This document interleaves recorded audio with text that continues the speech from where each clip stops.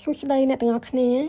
នៅពេលនេះខ្ញុំនឹងលើកយកក្តីសង្ឃឹមជាកម្លាំងចូលមកនិយាយនៅក្នុងវីដេអូនេះបច្ចុប្បន្ននេះខ្ញុំមើលឃើញមានមនុស្សច្រើនមែនទែនដែលកំពុងតែមានវិបត្តិនៅក្នុងចិត្តដែលកើតឡើងចេញពីវិបត្តិផ្សេងៗនៅក្នុងជីវិតមិនថាជាបញ្ហាហិរញ្ញវត្ថុឬក៏បញ្ហានៅក្នុងក្រុមគ្រួសារ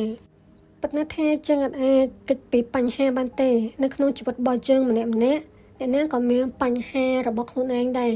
គ្រាន់តែថាខុសគ្នានៅត្រង់ការដែលមនុស្សយើងអ្នកខ្លះអត់មានក្តីសង្ឃឹមតែអ្នកខ្លះមានក្តីសង្ឃឹមនៅក្នុងចិត្តរបស់គេពេលខ្លះក្តីសង្ឃឹមត្រឹមតែ 1% ក៏អាចផ្លាស់ប្ដូរឆាកជីវិតរបស់យើងបានដែរប៉ុន្តែបើក្តីសង្ឃឹម 1% នោះក៏យើងអត់ផ្ដល់ខ្លួនឯងទៀតប្រកាសនេះថាជីវិតរបស់យើងវានឹងស្មើនឹង0ទេបើយើងផ្ដល់ក្តីសង្ឃឹមមកខ្លួនឯងជីវិតរបស់យើងវានឹងមានន័យទៅតាមនោះដែរមិនថាជួបឧបសគ្គអីក៏ដោយយើងនឹងប្រយុទ្ធជាមួយវាដូចជាសត្វឥន្ទ្រីដែលប្រយុទ្ធជាមួយព្យុះអញ្ចឹងយើងគួរតែរៀនយកគំរូតាមសត្វឥន្ទ្រីយកមកអនុវត្តនៅក្នុងជីវិតរបស់យើងមិនថាជួបព្រឹងអីក៏ដោយយើងត្រូវតែផ្ដល់ក្តីសង្ឃឹមមកខ្លួនឯងហើយខ្លួនឯងថាបន្តិចទៀតយើងនឹងអាចឆ្លងកាត់ព្យុះមួយនឹងដែរទេខ្ញុំនិយាយនេះប្រកាសជាមានអ្នករិះគន់ជាមួយខ្ញុំហើយអ្នកបដិសេធជាមួយខ្ញុំហើយថាអ្វីដែលខ្ញុំនិយាយហ្នឹងវាងាយស្រួលណាស់វាព្រោះការនិយាយវាស្រួលជាងការដែលអនុវត្តធំចំណុចនេះខ្ញុំបានអនុវត្តហើយបើសិនជាអ្នកដែលបានអានសៀវភៅរបស់ខ្ញុំតាំងពីសៀវភៅទី1សៀវភៅទី2របស់ខ្ញុំប្រកាសជាដឹងហើយថាខ្ញុំបានឆ្លងកាត់រឿងខ្លះនៅក្នុងជីវិតជួបរឿងអីគេខ្លះហើយខ្ញុំឆ្លងកាត់ព្យុះជីវិតធំប៉ុណ្ណាខ្លះហើយបើខ្ញុំអាចឆ្លងកាត់ព្យុះទាំងអស់នឹងបានទេប្រហែលជាខ្ញុំអាចមកទៅសេសភៅអ្នកទាំងអស់គ្នាអានអាចមកចេញជាវីដេអូអ្នកទាំងអស់គ្នាស្ដាប់បានទេមិនថាអ្នកទាំងអស់គ្នាកំពុងតែជួបប្រទះរឿងអីគេនៅក្នុងជីវិតនៅក្នុងពេលនេះទេអ្វីអ្នកទាំងអស់គ្នាបាត់បង់វាប្រកាសជាធ្វើអ្នកទាំងអស់គ្នាឈឺចាប់មែនទែនប៉ុន្តែខ្ញុំចង់ប្រាប់អ្នកទាំងអស់គ្នាថាបាត់អីបាត់ចុះប៉ុន្តែកុំបាត់បង់ក្តីសង្ឃឹមពីព្រោះថាបើអ្នកទាំងអស់គ្នាបាក់ក្តីសង្ឃឹមអ្នកទាំងអស់គ្នានឹងបោះបង់ជីវិតនេះចោលហើយអញ្ចឹងបើអ្នកទាំងអស់គ្នាចង់បន្តដំណើរជីវិតនេះទៀតអ្នកទាំងអស់គ្នាត្រូវផ្ដល់ក្តីសង្ឃឹមលើខ្លួនឯងបើទោះជាក្តីសង្ឃឹមដែលផ្ដល់ឲ្យនឹងតែ 1% ក៏ដោយក៏វាអាចជួយផ្លាស់ប្ដូរជីវិតរបស់អ្នកទាំងអស់គ្នាដែរព្រោះគ្រប់បែបយ៉ាងវាអត់នៅស្ថិតស្ថេរទេវាតែងតែដើរទៅមុខរហូតប៉ុន្តែយើងខ្លួនឯងទេតែអត់ព្រមដើរទៅមុខពេលខ្លះយើងនៅស្ពាយអតីតកាលពេលខ្លះយើងនៅត្រាំម៉ាជាមួយជីវិតខ្លួនឯងទើបយើងបាក់ទឹកចិត្តអស់ចំណឿចិត្តលើខ្លួនឯងបាត់បង់អស់ក្តីសង្ឃឹមលើជីវិតខ្លួនឯងដោយសារតែអស់ក្តីសង្ឃឹមហ្នឹងឯងដែលធ្វើឲ្យអ្នកទាំងអស់គ្នាអាចដឹងថាក៏ប៉ុន្តែអ្វីដែលអ្នកទាំងអស់គ្នាកំពុងតែជួបនឹងកំពុងតែលត់ដំអ្នកទាំងអស់គ្នាឲ្យកាន់តែធំឲ្យកាន់តែរឹងមាំជាងមុនឲ្យកាន់តែរកឃើញវិធីនៃភាពជោគជ័យខ្ពស់ជាងមុនទៅទៀតបើអ្នកណាគាត់បានអានសៀវភៅរបស់ខ្ញុំតាំងពីក្បែរហើយពួកគាត់នឹងបានឃើញថាខ្ញុំមានសរសេរបញ្ចុកមួយនៅខាងលើឈ្មោះរបស់ខ្ញុំបានដាក់ថាក្តីសុបិនបង្កើតក្តីសង្ឃឹមនៅត្រង់ហ្នឹងខ្ញុំចង់បង្ហាញអ្នកទាំងអស់គ្នាដឹងថានៅពេលដែលយើងមានក្តីសុបិនយើងប្រកាសជាមានក្តីសង្ឃឹមនៅក្នុងចិត្តរបស់យើងឯងពេលដែលយើងអត់មានក្តីសង្ឃឹមព្រោះតែយើងអត់មានក្តីសុបិនអញ្ចឹងអ្នកទាំងអស់គ្នាត្រូវស្វែងរកក្តីសុបិនរបស់អ្នកទាំងអស់គ្នាអ្នកទាំងអស់គ្នាកើតមកដើម្បីធ្វើអីគេអ្នកទាំងអស់គ្នាអង្គុយគិតតិចមើលថាអ្នកទាំងអស់គ្នាមានចំណូលចិត្តទៅលើអីគេតាំងពីតូចមករហូតដល់ប៉ុណ្ណឹងហើយអត់បានចាប់ផ្ដើមធ្វើវាគិតតិចមើលនឹងឃើញហើយពេលដែលអ្នកទាំងអស់គ្នាអង្គុយគិតតិចទៅអ្នកទាំងអស់គ្នានឹងដឹងហើយថាអ្វីអ្នកទាំងអស់គ្នាចង់ធ្វើពិតប្រាកដព្រោះថាក្តីសុបិនរបស់មនុស្សយើងវានឹងទទូចហៅយើងរហូតដល់តែយើងចាប់ផ្ដើមធ្វើវាហើយនៅពេលដែលយើងចាប់យកក្តីសុបិនខ្លួនឯងពេលនោះក្តីសង្ឃឹមវានឹងមកតាមក្រោយអញ្ចឹងពេលហ្នឹងវា connect គ្នាវាត្រូវការតំណែងគ្នានៅពេលដែលយើងមានក្តីសង្ឃឹមយើងនឹងអាចមានជីវិតរស់នៅដែលមានន័យមានតម្លៃដែលកើតចេញពីខាងក្នុងរបស់យើងពេលដែលយើងមានក្តីសង្ឃឹមវានឹងជួយជំរុញឲ្យយើងក្រោកឡើងទៅធ្វើការងារដែលសំខាន់សម្រាប់ជីវិតរបស់យើងវាអត់ធ្វើឲ្យយើងចាយពេលវេលាអត់ប្រយោជន៍បន្តទៀតទេហើយនៅពេលដែលយើងធ្វើអ្វីដែលមានប្រយោជន៍យើងនឹងមានក្តីសង្ឃឹមនៅក្នុងចិត្តរបស់យើងបាក់ទឹកចិត្តទៀតទេអាចសង្កេតមើលបានមនុស្សដែលអស់សង្ឃឹមភាគច្រើនដោយសារតែគាត់អត់មានអីធ្វើគាត់ដឹងថាខ្លួនគាត់ត្រូវធ្វើអីគេ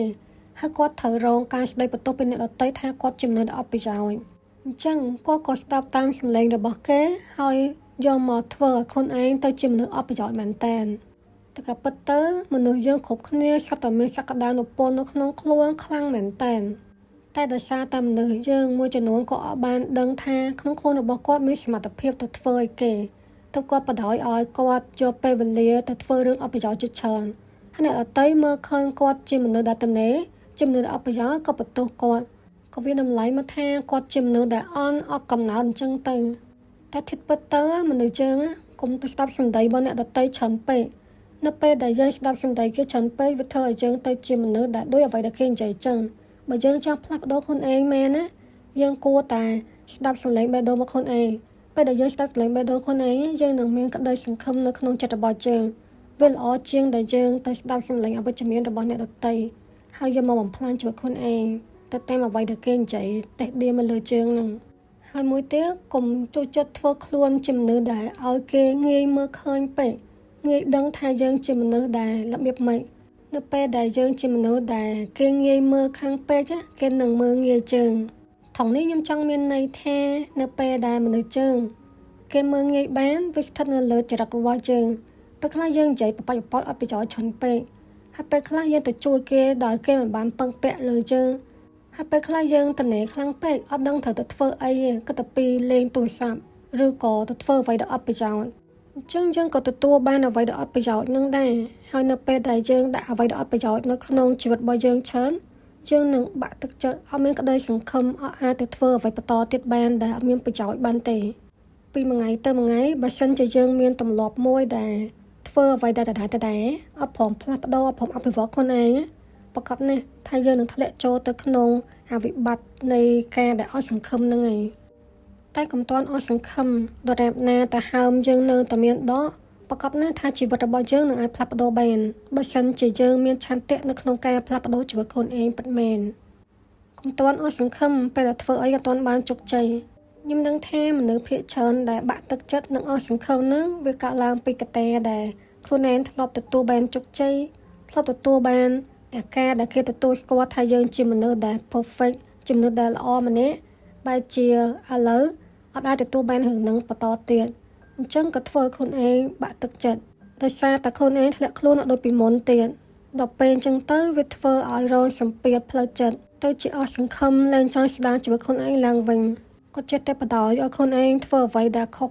ធ្វើអ្វីដែលអត់មានប្រយោជន៍បន្តទៀតបើសិនជាអ្នកទាំងអស់គ្នាមានអារម្មណ៍បែបហ្នឹងអ្នកទាំងអស់គ្នាគួរតែសម្រាកសិនកុំតន់សម្រុកទៅធ្វើអ្វីបន្តទៀតឬក៏កុំតន់បោះបង់ខ្លួនឯងចោល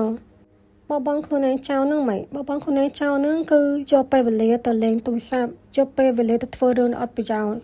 ដល់ពេលចឹងទៅវាធ្វើឲ្យអ្នកទាំងអស់គ្នាអស់ក្តីសង្ឃឹមលើខ្លួនឯង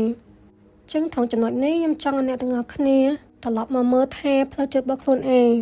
ត្រឡប់មកស្វែងយល់ពីខ្លួនឯងហើយក៏គួរតែដឹងគុណចំពោះខ្លួនឯងដែលខ្លួនឯងអាចតស៊ូមកដល់ពេលនេះបានកុំបន្ទោសខ្លួនឯងដោយអ្នកដទៃបន្ទោសយើង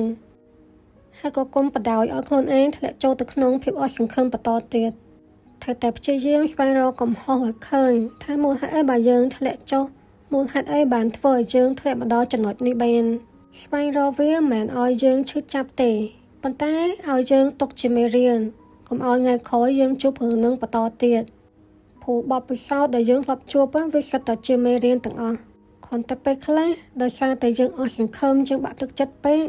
យើងក៏អាចមើលឃើញប្រយោជន៍ដែលយើងបានជួបនឹងដែរហើយវាកាន់តែអត់មានន័យទៅទៀតទេនៅពេលដែលយើងអត់បានយកបបពិសោធន៍ទាំងអស់នឹងយកមករៀនសូត្រអញ្ចឹងបើចង់កសាងខ្លួនឯងឡើងវិញត្រូវតែរៀនផ្ដោតក្តីសង្ឃឹមលើខ្លួនឯង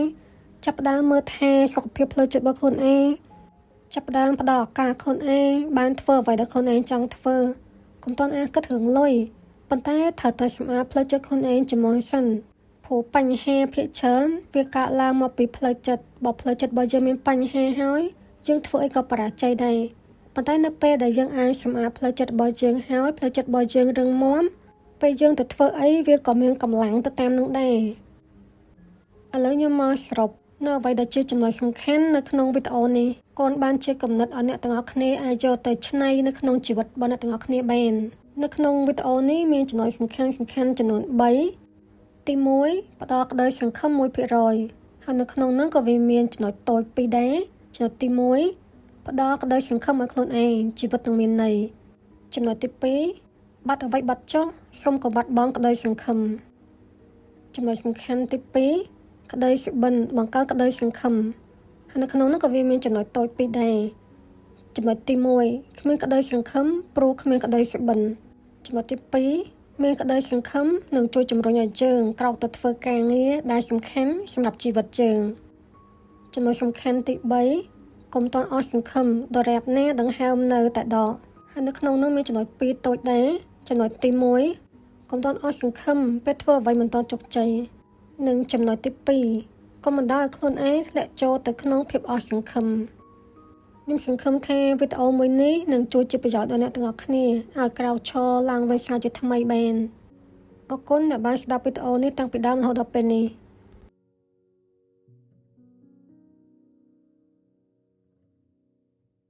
ទម្រាំអាចសម្រេចក្តីសុបិនវាមិនមែនជារឿងងាយស្រួលទេសៀវភៅនេះស្រាលហើយវាមានទំហំ A5 សៀវភៅលេខសម្ងាត់មានកម្រាស់278ទំព័រជាប្រភេទសៀវភៅលើកទឹកចិត្តមានការបំផុសជាសំណួរជាច្រើនដើម្បីឲ្យអ្នកអានស្វែងរកចម្លើយចេញពីក្នុងខ្លួនឯងសៀវភៅនេះត្រូវចំពោះអ្នកដែលកំពុងតែស្វែងរកខ្លួនឯងជានរណាកើតមកដើម្បីអ្វី